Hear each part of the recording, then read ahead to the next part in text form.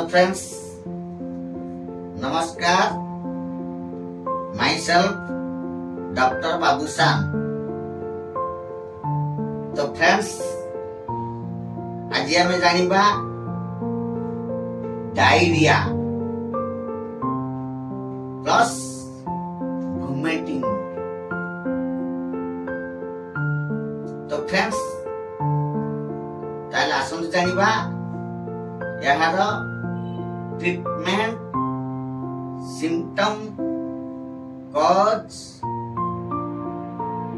एई सब विषय प्रथम जानिबा आमको काहे डायरिया बा वोमिटिंग हुए, तार कारण कौन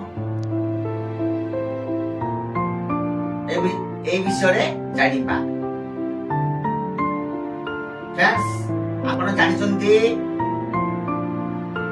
फूड इन्फेक्शन हेले आमको डायरिया वोमिटिंग हुए। जथा आमे बासी बा पोचा सड़ा, आलू चप, पियाजी, पकड़ी, बरा, पूरी खाद्य जोड़े पोचा सड़ा जाइए खाद्य खराब खाद्य खाइले आमको डायरिया बा वोमिटिंग हुए। जहाँ कहती फूड पॉइजन, जहाँ कहती फूड पॉइजन। ताले आसंत जानिबा यार सिम्पटम। यार सिम्पटम हैला बारंबार लेटिन लागिबो, बांति लागिबो, कमजोर लागिबो, हालिया लागिबो, माने सेजरो उठी पारिबे। जदि एई सब लक्षण आपण देखुचंती ताहले आपण शीघ्र मेडिसिन डॉक्टर को सहित परामर्श नेबे, आउ ताको एडवाइस को मानी ताकर एडवाइस मानी चिकित्सा हेबे। यार डायग्नोसिस हैला CBS comment stool RM culture, stool urine RM culture, blood urine, LFT serum protein, albumin, CRP, ESR अनेक टेस्ट अछि। यार डायग्नोसिस हैला। यार ट्रीटमेंट हैला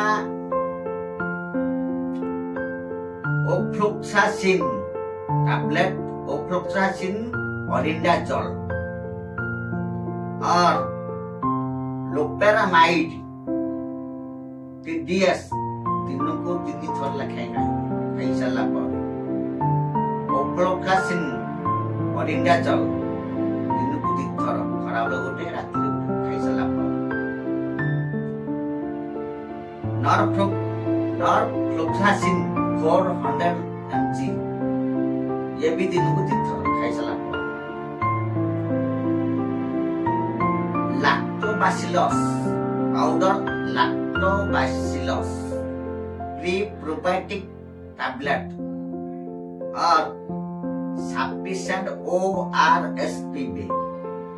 काहे ना आपनकर बॉडी डिहाइड्रेशन हो जाइथिबो, तांको बॉडी को डिहाइड्रेशन पई ORS पीबे। पीबा टैबलेट रेसिका ड्रोटिन 100 mg एई टैबलेट भी दिन को 2 थर खाइबे। तापरे जदि आपनको वोमिटिंग, नाउजिया, बांति होतबो ताहले ओंडेन साफ्रान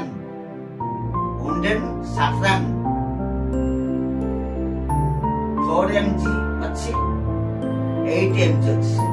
आपनकर बॉडी अनुसार खाइबे, वेट अनुसार ओंडेन साफ्रान 4 mg किबा 8 mg खाइबे। डोपाडन थिबा कैप्सूल इसोप्राजल-डी, सम्प्राज-डी, आक्टोप्राजल-डी माने डोपामिन थिबा टैबलेट खाइबे काई खाइबे बांती बंद हेबा तापरे यार खाद्य केमिति पालन करिवे चूड़ा कदली दही खाइबे चूड़ा कदली दही खाइबे आउ पखाल भात आलू चकटा खाइबे ताहले आपण डायरिया और वोमिटिंग रु मुक्ति पाइबे आउ जण को आईबीएस भी हेई पारे IBS means irritable bowel syndrome एला आईबीएस माने खाइला खेली छाड़ा लागतो काहे ना हम मुंडरू पेट कनेक्टेड हमारा ब्रेन को इंटेस्टाइन कम्युनिकेशन ठीक न हले बारंबार हमको छाड़ा लागे ताको कहंती इरिटेबल बाउल सिंड्रोम ताहले आपण रिफैक्सिन 50 दुईटा लेखे एथिरे भय करिबार किछि नै